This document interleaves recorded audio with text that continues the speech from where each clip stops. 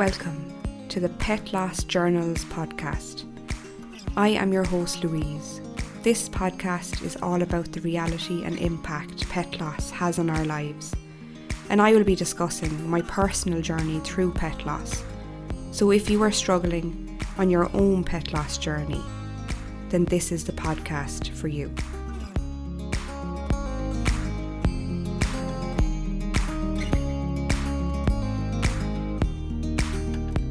Welcome, it's episode 30. I can't believe that I'm on episode 30, but it's amazing.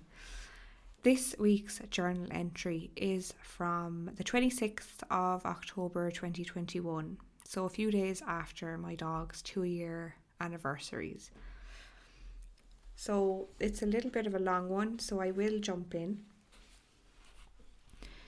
It was the dog's anniversaries last Friday and Saturday, and it was very difficult, a roller coaster of emotions. Friday was difficult. It was almost like I was reliving the day again in my head, driving home for lunch, crying, but this time Steve saw me driving in and opened the front door. So I was met with the love of my life greeting me, and that small little gesture made a massive impact on my thoughts. I was upset at lunch, but I let it all out on his shoulder while he just held me.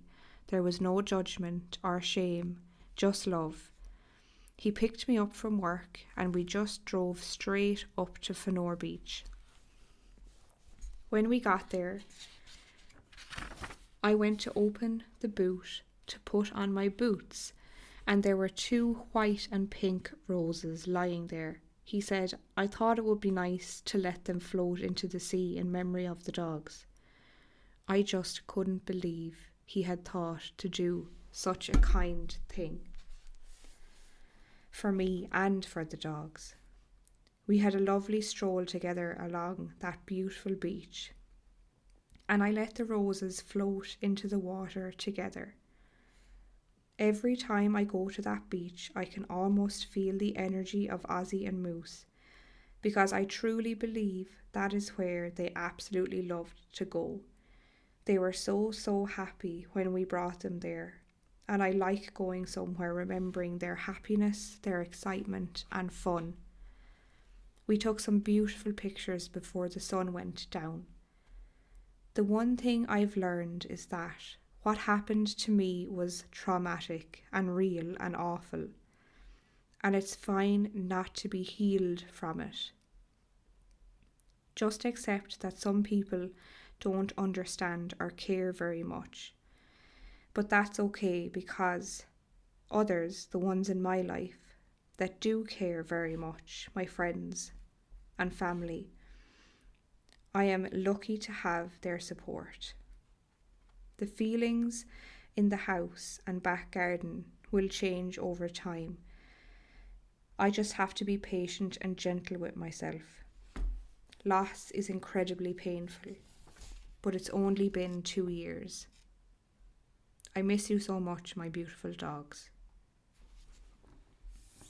That is my journal entry from their 2-year anniversaries, and it was a little bit of a long one, but at the same time really relevant to highlight and to speak about, really. And what was really special about this for me was that someone who had never met either of my dogs had gone to the trouble of buying a couple of roses, a white rose and a pink rose, and it was something that I never thought of. I didn't have the capacity to plan anything special myself, and all I wanted to do was go to that beach and just remember them for a little while and have a stroll on the beach. But this has kind of become a tradition now in the 4 years, and we go to that beach on their anniversary every year, and we always kind of do something special, something different each time. And we celebrate we celebrate Moose and celebrate Ozzy, and I cry and I smile, but I am really in touch with my energy that day, and I feel them around me. It's something so sacred and so special to me that I don't mind sharing with you, the listeners, because I know that you're are going to come from a place of love, and it's just so special. Also, that I kind of mentioned there that the feelings of being back in that house and the back garden where it happened will change over time. I just have to be patient and gentle with myself, because loss is incredibly painful. And yes, there is an element of truth there, but there's also an element of me picking at that sentence and saying, I don't think that I was saying time will heal to help me feel more comfortable in the house and in the garden, but I think because I had been to some cognitive behaviour therapy, I was beginning to realise that taking action was better than, saying to myself that time will just help me and heal me and will cure my wounds and heal my wounds, and all of the silly terms that I have told myself over the years and have been told by others. But at the same time, the important part was that I have to be patient and gentle with myself, because as you all know, I have and was very, very difficult and hard on myself throughout that whole journey, giving out to myself internally. Why can't I just, stop feeling this way? Why can't I feel better? Why can't I recover? Why can't I heal? And all of the words that are splashed around about grief. Just constantly hard on myself, and just not being patient and not being gentle on myself, which is something that I say to all of my clients now, is to be patient and to be gentle while navigating this stormy wave. Really, that is the best way for me to explain it right now. That day was so special to me, because when they died, I was very much wasn't celebrating their lives as much, you know what I mean? It was just about the pain and the trauma and trying to get through those few months. But for this year, was 2021, it was just something different. It was something lovely. I remember in 2020, Steve and I went up to that beach, and we had those lanterns that you light and pop up into the sky, the environmentally friendly ones. But that was one of them went up, I think, but it was far too windy. But at the same time, it was nice to be at the beach when it was dark, and it was lovely. It was actually a really nice experience. It was lovely for us to do something special to mark that day as not just another day, a significant, important day of both of our lives now, because he feels like he knows them really, really well, because he has given me the space to talk about them all of the time, which is amazing. And if you have a friend or a partner or a family member that is like that for you, that is incredible to have that person in your life. But if you don't, there is always pet loss support available, as you know, as I harp on about every episode. But that beautiful long journal entry highlights the reality that 2 years on, it can be really, really painful, and it can have the impact that it had when it first happened, and kind of really proves to me that it didn't heal over time. But look, The things that I didn't do was I didn't replace them. I didn't bring new pets into my life. I was too traumatized and too grief stricken to do that. I also didn't look for support, specialised support at all early on for a good 2 years. I only started to process my grief around then, 2 years in. So it had been a very painful couple of years navigating life in general. So yeah, there was it affected my life in so many different ways, really. I like the part that I've said. What I've learned is that what happened to me was traumatic and real and awful, and it's fine not to be healed from it. I think that's a beautiful sentence. Even for you listening,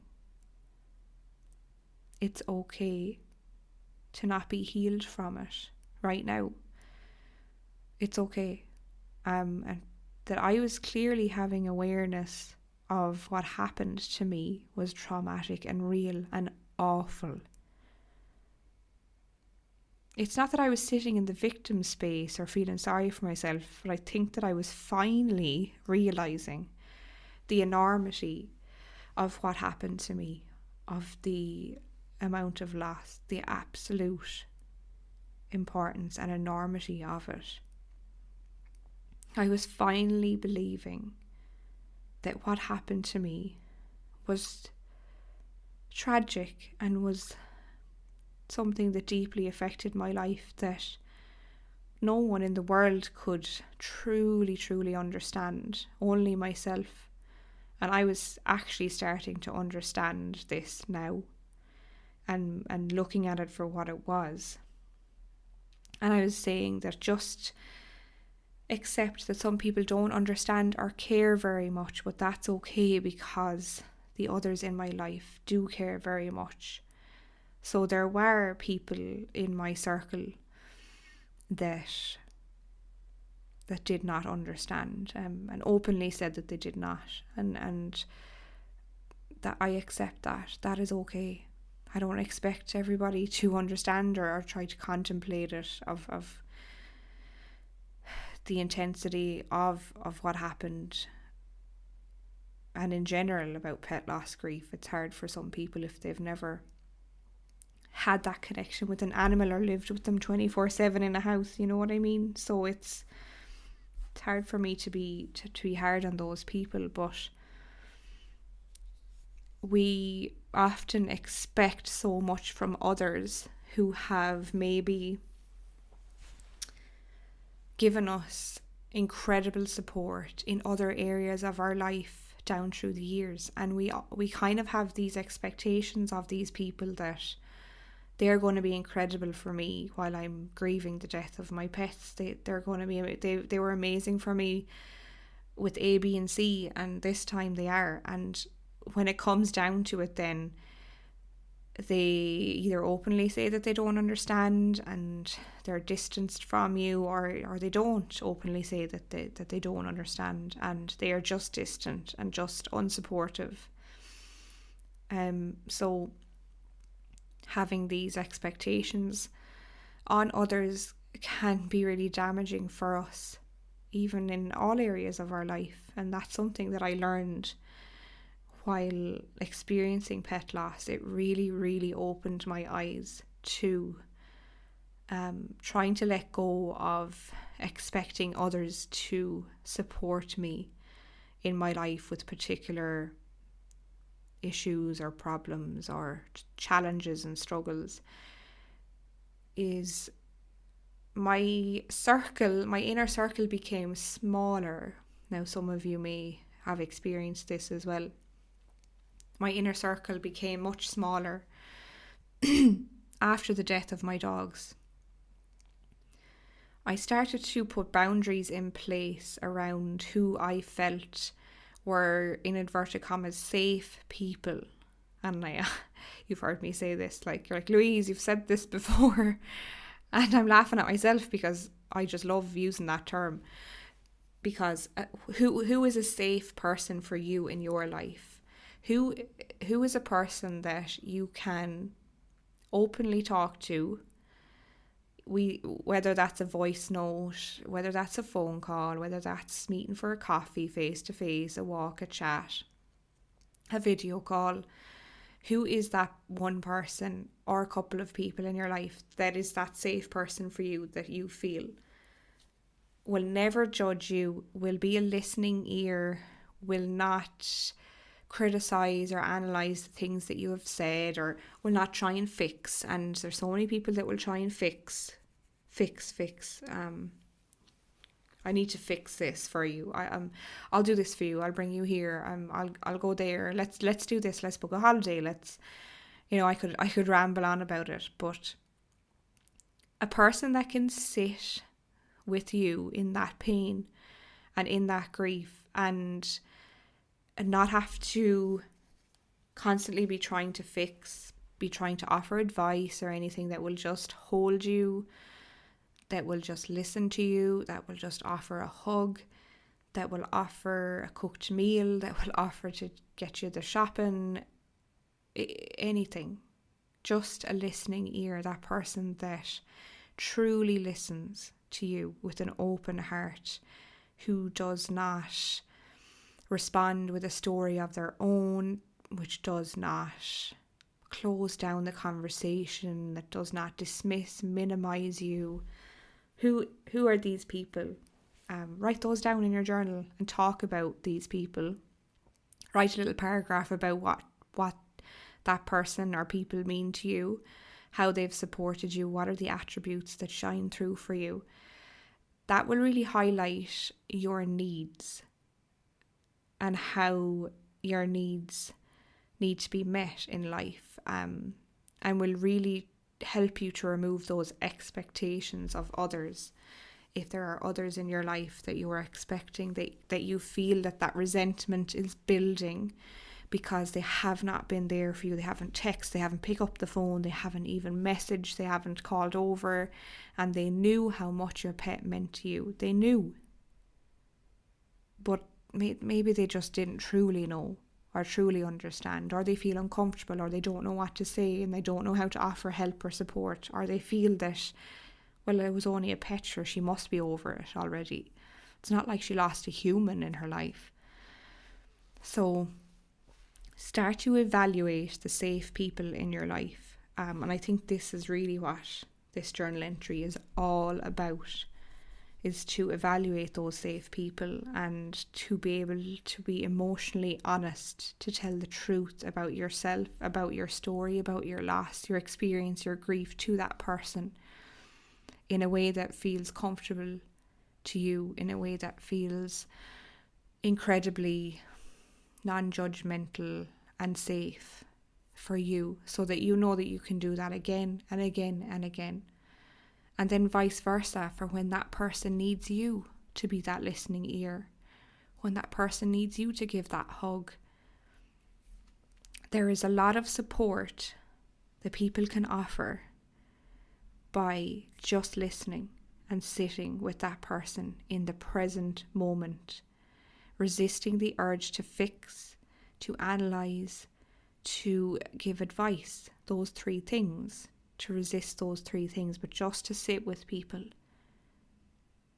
to smile, to nod, to give them body language, to show them that you're listening, that you are listening to them, asking them to talk more, share more with me, tell me more about that, share your experiences of their pet. What did their pet bring to your life if you're offering support to someone else? So I think it's really important to highlight that. And I could talk about safe people for so long.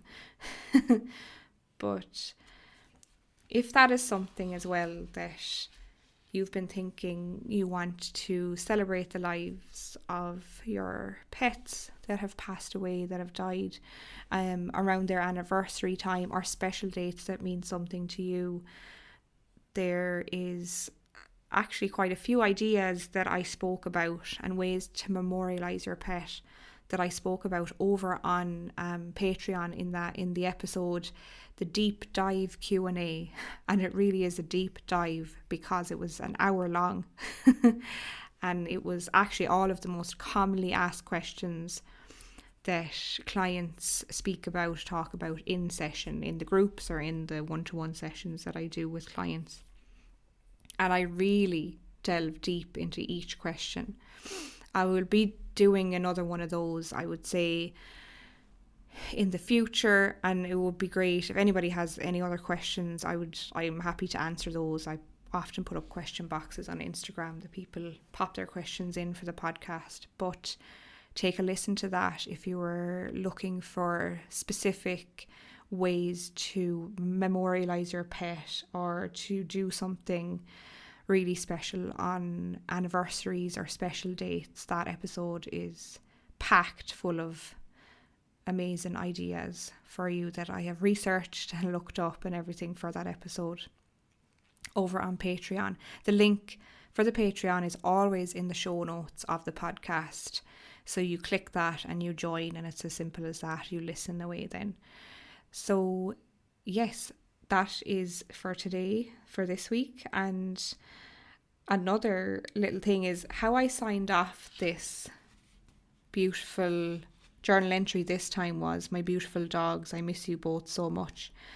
And sometimes you may have heard me say, love you, Bob, love you, Pumpkin. So Bob was a little nickname for Ozzy, and Pumpkin was a little nickname for Moose. And just thought I'd like to share that because I know so many of you listening had beautiful nicknames for your beloved pets. And I just wanted to share mine with you. Thank you for taking the time to listen to this week's episode. Remember, your pet loss grief is real, and it is so valid. Please be gentle on yourself. Until next time, take care.